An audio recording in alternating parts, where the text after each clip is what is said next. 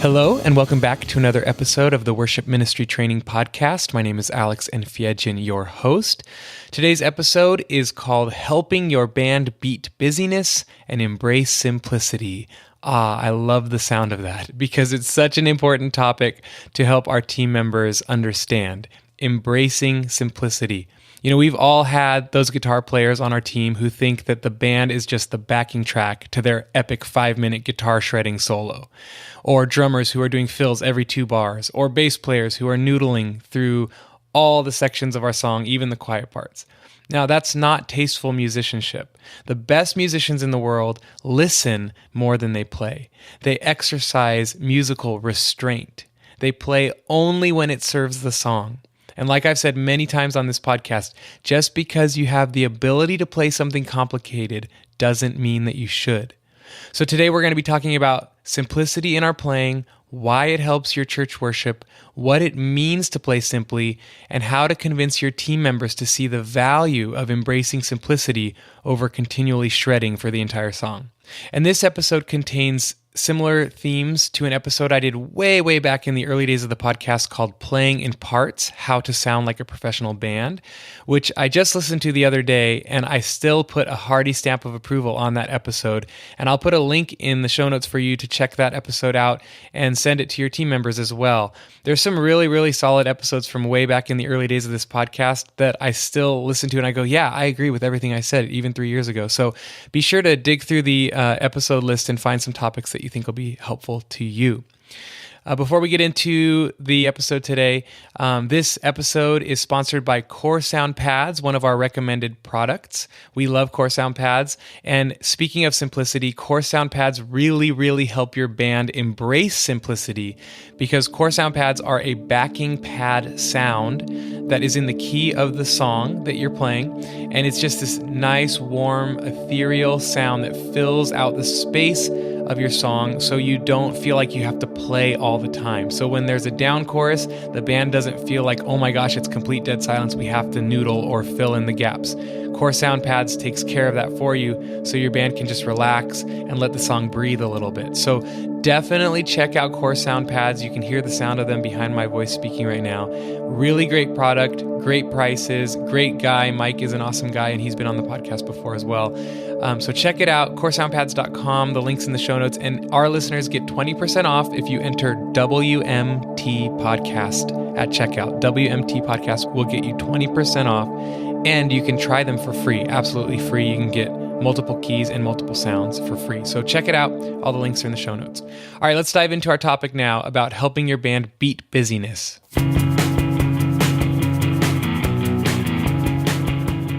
So many musicians have a tendency to overplay. I've been in worship ministry for 16 years, and I'd say the majority of musicians have a tendency to overplay. They play more than they listen.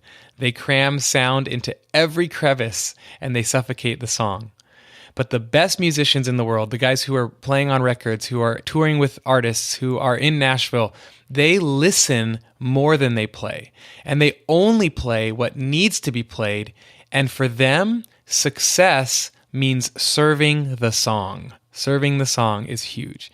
And they sacrifice their preferences in order to help the song succeed. I'm actually going to right now play a clip from another podcast that I found recently called The Tip Jar, which is a great worship podcast. You should check it out. Props to the guy over there doing that. I don't know his name, I'm sorry. But here's a little clip from Chris Tomlin's guitar player, who's been playing for Chris Tomlin for 16 years or maybe 18 years. And the guy interviewing asks, what would you tell yourself as an 18-year-old that you've learned after playing for all these years? And this is what the guy says. I think the thing that I've learned as I've moved on that I didn't do when I was younger is that I've just learned time and time again the hard lesson of, simple is better. Yeah. And it doesn't mean that it has to be stupid. It can be a very intellectual decision that you're making on guitar. But what seems to always win as a guitar part or in the studio or if you're writing, it's always the simple things that seem to be the most effective. And so as a young player, I'm trying to throw everything I've got at each song. Like I'm going to I'm going to hit it with my most distorted lead tone, and I'm going to play as many notes as I can, and I'm going to, Right. And I think, the older that you get, or maybe it's not even an age thing, but just the longer that you play, the more joy I find in playing, the right thing as opposed to playing the most impressive thing. And so, like, kind of just maybe the maturity to know, like, hey, does this song need all this stuff, or am I just playing it because I can, or because I'm trying to, get some use out of this new pedal I bought? Or a lot of times it's the simple things that are the most effective, Right. The best part is often the simplest part. So let's talk a little bit about why we should embrace simplicity in our playing. Why should we embrace simplicity in our playing? And it's not just you. Obviously, you're the worship leader, so you're directing the band. Why should your band embrace simplicity in their playing? Here's what I have. Why simplicity? Simple playing makes you sound better. It sounds like you're a thoughtful, intentional musician. You're not just adding random notes at random times. It's a thoughtful, intentional thing. Simplicity also cleans up the mix because there's less band members stepping into each other's frequencies. So when the electric guitar player chooses a part higher up on the neck and sticks to it, and he's not noodling all over the neck, and the piano player plays down on the lower parts of the piano, that helps those frequencies separate. So the mix gets cleaner. Simple playing also lets the song breathe. It creates space, and very important, it leaves room in the arrangement for the congregation's voices. That's huge, because if you're shredding and everyone's stuffing all the sound that they possibly can into every little frequency spectrum, and you're all just like rocking out and jamming the whole time, well, it doesn't really leave space for the congregation's voice. And most importantly, why simplicity? I would say this: simplicity or simple playing helps people worship. The goal of a worship song and the goal of a worship band is to give the congregation a platform upon which to stand and sing. And I have found that the more solid and firm that foundation is, the better the church responds in worship. When things are solid and stable, when the congregation can feel the groove, when they can bob their head, when the patterns are predictable, when things stay in that solid, steady, stable groove for long enough to no longer think about the music, that's when the people feel relaxed, that's when they feel immersed, and that's when they feel confident. The foundation is strong. And when they can stand on that strong foundation, they will sing out confidently. I've seen it happen time and time again. On the contrary, if the playing is busy, bombastic, sporadic, unpredictable, crazy, all over the place, well, guess what? They can't get lost in the music because their subconscious mind isn't exactly sure what's going on with the music. It kind of suffocates the mood. They're more focused on the music than on the Lord because subconsciously it's just erratic and they're not settled in their hearts. So simplicity really helps the people worship. Our goal is to disappear. We don't want the music to draw attention to itself. We want the music to point people to Jesus. You know, Jesus was onto something when he said that unless a kernel of wheat dies, it can't bear fruit. So I want to say it's our job to die to our selfish playing desires so that the song can come alive. If we in our musicianship seek to draw attention to ourselves by playing what feels good or what highlights our talent, then the song dies and the congregation suffers. However, if we die to our preferences or our ego to show off and play what will help the song, then the song thrives and comes alive and the congregation benefits. So our goal as worship team members and worship musicians should be to serve the church by serving the song. In most songs, as Chris Tomlin's guitar player stated, the simplest part is often the best part. So that's a bit about why we should embrace simplicity in our teams. And now I'm going to share 7 principles that will help you expand upon the meaning of simplicity in our arrangements. And then at the very end of the episode, I'll give you 6 tactics to help your team really embrace this new way of playing. So here's the 7 principles about simplicity that I think will help clarify and magnify maybe the concepts that I stated earlier. Principle number 1 is this: a little bit adds a lot. A little bit adds a lot. So I've had the opportunity over the years to record 8 or so albums, and many of those albums I played every instrument, drums, bass, guitar, keys. And when you get to build a song from the ground up, you really come to a deeper understanding of how little each instrument has to contribute for the overall song to sound full and huge. Sometimes the chorus is lifted just by a single chord downstrum on the electric guitar.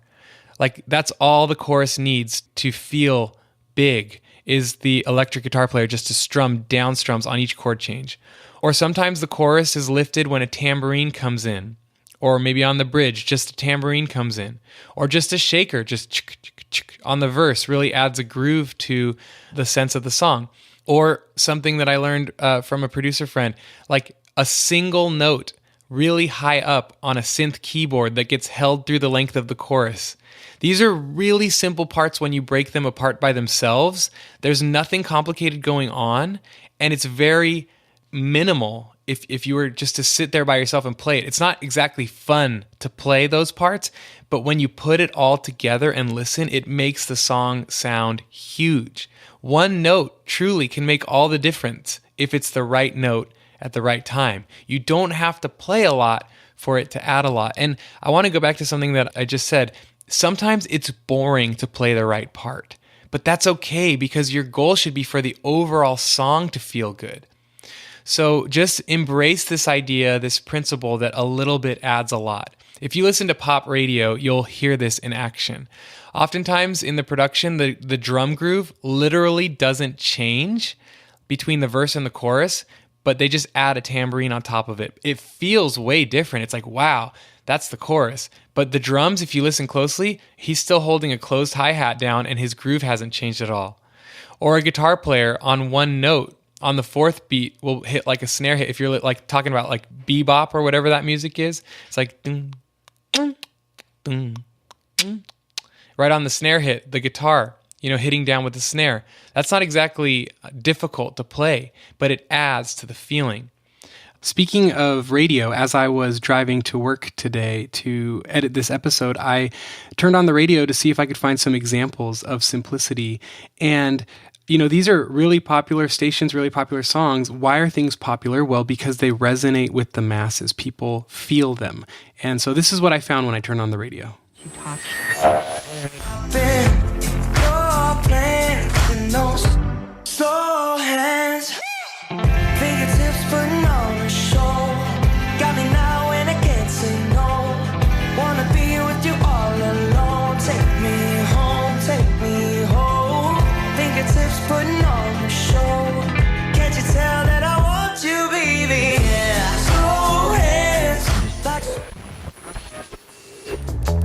Dust them off, put them back up on the shelf. Kiss my little baby girl, there's a need. Am I coming out of left field? Ooh, I'm a rebel just for kicks. I've been feeling it since 1966 now. Might be over now, but I feel it still.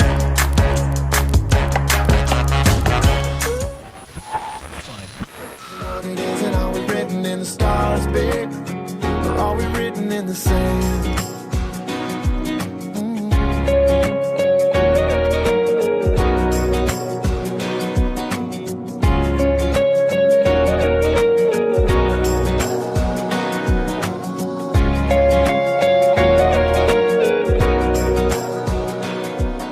So you've got 3 very different genres of music really exemplifying this principle of a little bit adds a lot. So the first song, going into the bridge, instead of a drum roll or anything, they just have a sample, hey, on the 4 count. And it goes into the bridge. The electric guitar player starts strumming whole notes, letting it ring out for each chord change.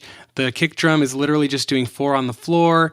They build up into the final chorus, and guess what? They don't even do a fill. No one does a fill. The only thing that happens is the bass player does a really short slide down into the note for going back into the chorus.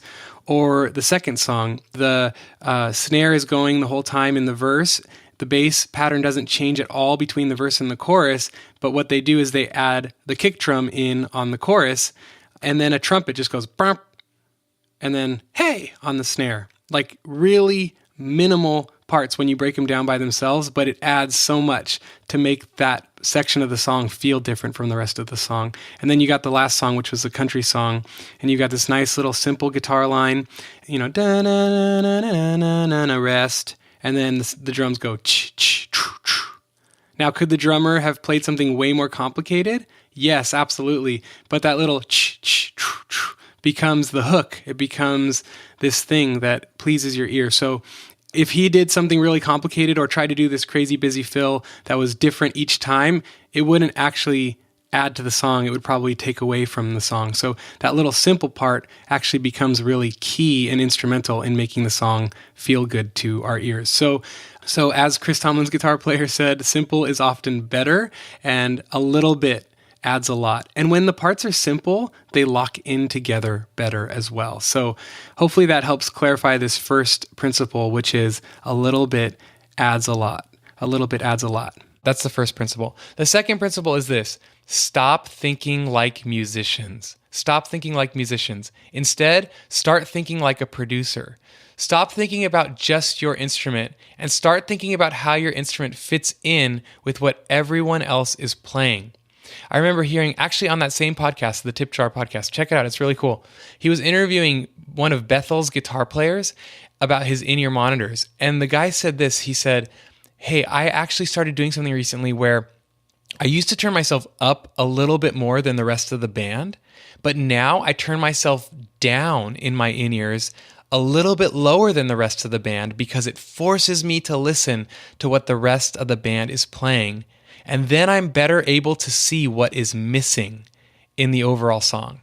Man, that is huge. He is no longer thinking like a guitar player. He is thinking like a producer. Because you, as a musician, you're part of a team. So you have to think less about how your part sounds by itself and more about how it's contributing to the whole. That's how a producer thinks, layer by layer, track by track, how each piece contributes to the whole. So think like a producer and ask yourself, what part do you need to play to contribute to the whole of the song? Oftentimes, you don't need to play as much as you think. So principle number 1, a little adds a lot. Principle number 2, stop thinking like a musician, start thinking like a producer. Principle number 3 is to play in patterns. Play in patterns. One major aspect of simplicity is defining key patterns of instrumentation. This might be a drum groove. What's the core pattern of the drum groove? It might be a guitar pattern, a riff that gets repeated underneath the vocals in the chorus. Or it might be a keyboard pattern, a hook. So when you come to a song, don't just come at it looking at the chords and thinking, am I going to play the right chords? Instead, focus on creating a core pattern, because it's actually like clinically proven that people's ears and brains are pleased by repeating patterns because it's predictable and it makes your brain happy. Like, oh, I knew that was going to come right there. In the production world, you know what it's called? It's called a hook. Ooh, I love that hook. You know, like for You Are Good, the guitar solo.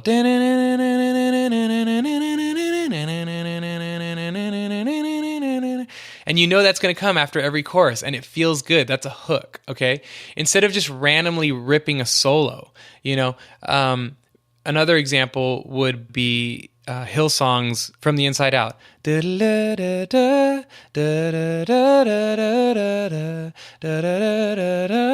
Right, that's a pattern that the electric guitar player picked, and he sticks to that pattern throughout the song. And even when the song gets huge, you retain that pattern, and maybe you jump it up an octave so it adds more intensity and energy. But instead of just randomly ripping through a solo, I mean, sometimes that works, okay? I mean, I get it.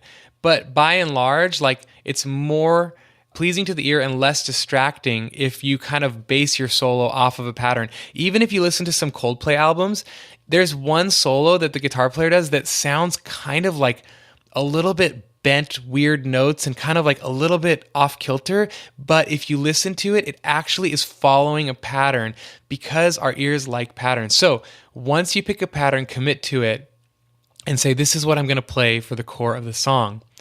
And as you build the song, you can increase the intensity and the energy or complexity of the pattern, but you still need to retain the core of the pattern because it feels good to people. It kind of keeps the character of the song.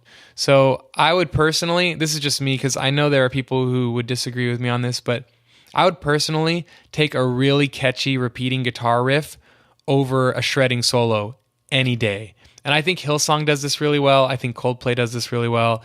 I think Jesus Culture does this really well. I think most popular bands today, they're moving away from the kind of sporadic soloing and they're picking a really catchy hook that gets played through the instrumentals. I also think that the repeating pattern is more pleasing to the ear because the brain doesn't have to wonder what's coming next. It doesn't have to concentrate on the music. The mind is just freed up to worship and feel the emotion of the moment. Plus, like I said, patterns are easier to interlock and create a rich, textured, rhythmic soundscape. And that's something else that I want to say is a lot of what it means to play simply is to play rhythmically. You're creating this texture. You're creating this thing that doesn't stand out so much on its own, but it locks in with the hi-hats or it locks in with the groove of the song. That's what I mean by playing in patterns. And again, you can listen to some modern albums and you'll get what I'm trying to say, I hope. Unless I'm just being very unclear, which if that's the case, I'm sorry. Principle number 4 is to save your fills. Save your fills. You don't need to always do a fill. And you want to keep your fills also out of the way of the vocals. A good rule for fills is to only play a fill when the vocal part has a rest, okay? Or when it helps lead the congregation into the next section of a song. So this is true not just for drums, but all instruments. But here's a little example of drums. Here's how to keep your fill out of the way of the vocals. So it goes, your love amazes me. And I sing because... So that little fill fit into the vocal rest, okay? So keep your fills out of the way of the vocals and do them where there are vocal rests. With drums, I've found personally that simpler and slower drum fills are less distracting than really rapid, fast, crazy drum fills. Like I'd rather have a drummer go da-do-do-do-boom than... For me, that really draws attention to itself, the fast one, and I'd rather have like a slow one that kind of helps lead the moment into the next section of the song. Also, when it comes to fills, this is kind of silly to say, but take turns with your fills. Like, don't everyone play a fill at the same time. If the drums, bass, keys, and electric guitar player all try to squeeze a fill into a little section of a song when the vocals aren't singing, it's going to clash. It's going to sound bad. They're not going to be locked in. They're usually going to be playing like different melodies, different rhythms to that fill. So take your turns. Really listen to each other and like be like, I wonder who's going to play the fill for the next section. And you know what? If no one plays a fill, it probably won't sound bad either. I would say this. I would say, in general, we should be saving the fills for important transitional moments of songs, and we should be saving the bigger fills or the bigger bass runs for the later parts of the songs. Because songs should grow in intensity and complexity, which means that as the song progresses, it's climaxing towards the end, which means that's where you're going to bring out those bigger, more complicated fills. So save your fills. Don't throw everything at the song in the first 2 bars, okay? And I would say this. Here's a little, just try this and experiment. The next time you're tempted to do a fill, do nothing instead. And see if that moment of the song suffered because you didn't stick your fill in there. I think you'll be surprised. In fact, again, if you listen to pop radio, a lot of times the fill going into the chorus is just another snare sample that has a bigger, fatter sound underneath the normal snare, but there is no fill. Or it's like a backwards cymbal swell into the chorus, but there isn't a fill. So Just try it. Try to not do a fill when you think you want to and see how it feels. It's just an experiment. So no one's going to die if you don't do it. And just see, wow, that really didn't hurt anything. So that's principle number 4, save your fills. Principle number 5 is to think in textures, not in riffs. So I don't know how to say this really, but like ever since U2 came out, the sound of modern music has moved away from shredding solos and such to being more about a texture or a layer. So like the Edge's guitar is like, and it's just this, it's an energy, it's a high-end energy that is a layer. It's not pointing out and trying to grab attention for itself, although it does because it's cool, but it's just this energy instead of like this little, I know you can't see my hands, but I'm like waving my hands back and forth like, look at me, look at me. It's not doing that. It's a texture. So think in terms of textures, not in riffs. Principle number 6, stop playing. Stop playing. Sometimes the best thing you can do, the best part you can play, is to not play anything at all. Because if you play all the time, it becomes worthless. Like basses should drop out on a down chorus, or they should not be in for the intro of a song, or they should cut out for the first half of verse 2 so that they come in and then all of a sudden, wow, that bass just filled in that moment, and it actually adds to the moment because you took it away for a while. Keys, if you aren't adding anything in a verse, sit it out. You don't need to play. And then when you come in on the chorus, the energy's back there. Drums, same thing. Maybe sit out for like 2 bars of a verse, come in with a fill, and then you're there. Because if you're playing for the entirety of the song, for every single song of your set, you're likely not adding very much. So try to not play for certain sections of a song. Be intentional about where you're not playing, but then it'll make the times that you do come in and play even more impactful and full. So principle number 6, stop playing. Principle number 7, and this is kind of the capstone of everything that I'm trying to say today, let each note be an act of service. Let each note be an act of service. So be super highly selective about what you play and when you play it. And then, because you've been selective about it, because you're thinking about serving people and serving the church better, when you play it with all your heart. Play it like you mean it. Don't let it be a haphazard thing. Let it be an intentional thing, like, I'm going to add to this moment because it needs me right here. And I'm going to do it with the most feeling that I can, with the most passion that I can, and with the most love that I can. And I'm going to play this note like I mean it. So make sure it's adding to the moment. Make sure that whatever you're doing is helping the church feel the weight of the lyric. That's really important. Make sure what you're playing is helping the church feel the weight of any given lyric. Ask yourself a few questions. Am I playing for the people, or am I playing for myself because it feels good for me? So let every note be an act of service. Die to your desire to play the part that you want to play and play the part that serves the people and serves the song. So those are the 7 principles of simplicity. I'll go through real quick. Number 1, a little bit adds a lot. Number 2, stop thinking like a musician. Start thinking like a producer. Number 3, play in patterns. Number 4, save your fills. Number 5, think in textures, not in riffs. Number 6, stop playing sometimes. Number 7, let each note be an act of service. Okay, real quick before I give 6 ways for worship leaders to help their bands grasp these ideas and to train your bands in these ways, I want to speak actually to the band members themselves. So for each instrument, I'm just going to give a real short little tip about simplicity. So for the drummers, man, if I could just encourage you, just keep it simple. Make sure that the kick and snare pattern are the foundation, the center. You don't need to deviate too much from it. You don't need to do too many fills. Just make sure that the kick and the snare are solid and that snare is landing really crisp and clear every time you hit it, and that it's keeping the heartbeat of the song alive. Just keep the church bobbing their heads, and you are the backbone of the song.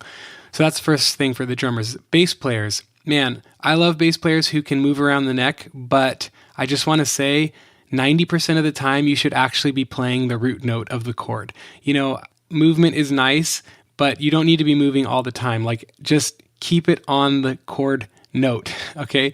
You can do your passing tones 10% of the time, but 90% of the time, play the actual note that is on the chord chart, because the bass is the foundation of the song. So the drums are the heartbeat of the song, but the bass is the foundation of the song. You want that bass note to resonate and fill the whole room so that the other layers can add on top of it.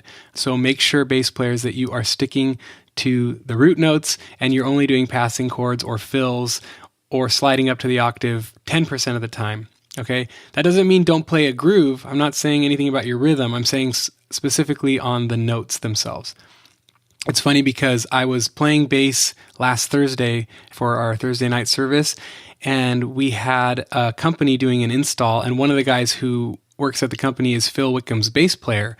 And I was playing bass, and he was like, listening, and I said, "Man, you should be playing bass tonight," I shouted across the room. And he was like, "Yeah, right, I heard you warming up, you sound great." And I said, "Man, that's my only one cool bass riff that I know." He said, "Riff? It's a bass, you only need 8 notes."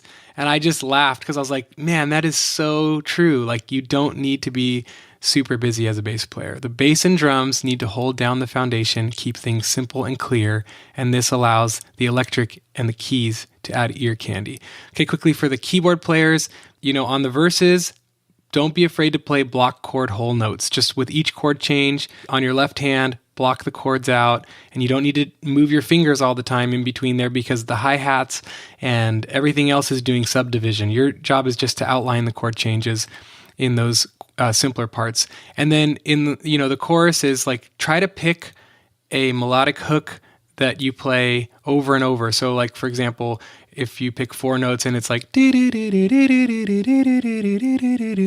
the chord changes are changing underneath that pattern, you're just kind of creating this top end energy ear candy. And then for electric guitars, I don't really know what to tell you. Just don't interrupt the vocal melody. The melody of the song is really important, and make sure that what you're playing is not playing an alternate melody on top of that. So those are the key instruments I wanted to address. Now I want to talk to worship leaders. Okay, now real quickly, I want to just give you 6 ideas. If you're the worship leader, how can you train your band in these concepts? Here's 6 quick ideas. Ready? Number 1, easy, send them this episode. Send it to them. Just say, "Hey guys, I want you to listen to this really interesting thing about simplicity. Check it out. See what you think. Let me know your thoughts." Number 1, send them this episode. Number 2, sign up for a video tutorial service like Worship Artistry or Worship Online.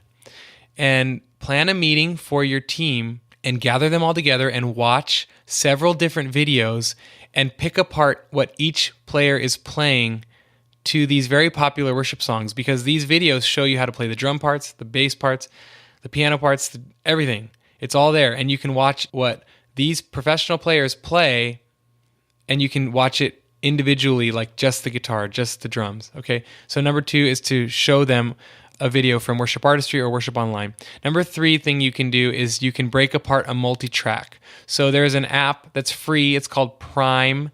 I think it's by Loop Community. You can download it on your iPad or your iPhone. And then you can download a song, a popular worship song. It's like $20 for the song. So yeah, it's going to cost you something. But then gather your band and show them this multi-track and start soloing the different instruments. Say, okay, let's just listen to the bass for this verse and see what he's doing. Okay, let's just listen to the keys now. Okay, let's just listen to the drums and bass now. And you can solo them and solo each instrument and dissect what each instrument is playing with your team members listening. Number 4 thing you can do is you can do a live workshop where you pick a 4-chord progression or maybe a chorus of a song, and you get your band up there and you say, "Okay, guys, I want you to play whatever you want for this chorus. Just go crazy, go nuts." And then say, "All right, now we're going to play the exact same 4 chords, but I'm going to tell you exactly what I want each one of you to play. Don't do any fills. Don't do anything like this. I'm just going to tell you, play it exactly like this." And let them play it very simply. You tell them what the parts are, and just let them see how much better it sounds when they're not all just jamming out whatever they want. Number 5 thing you can do is to send them my old episode about playing in parts, which I will link in the show notes. That's also a very good complimentary episode for this one. And then number 6 is reiterate this often. Reiterate simplicity often. Like, I feel like I'm constantly telling my team, "Hey guys, listen to each other. Let's play less. 5% less. If everybody plays 5% less, that'll be 25% less madness in the mix. So I'm always saying it before each rehearsal and before each service. Hey, let's listen to each other. Hey, let's play less. So that's kind of it for this episode. We really want our bands to embrace simplicity because it almost always better serves the song and it better serves the congregation. So that's it for this episode. I hope this episode was helpful to you, challenging to you. Maybe you have some things that you need to go do with your team. If you want to email me, you can, alex@worshipministrytraining.com.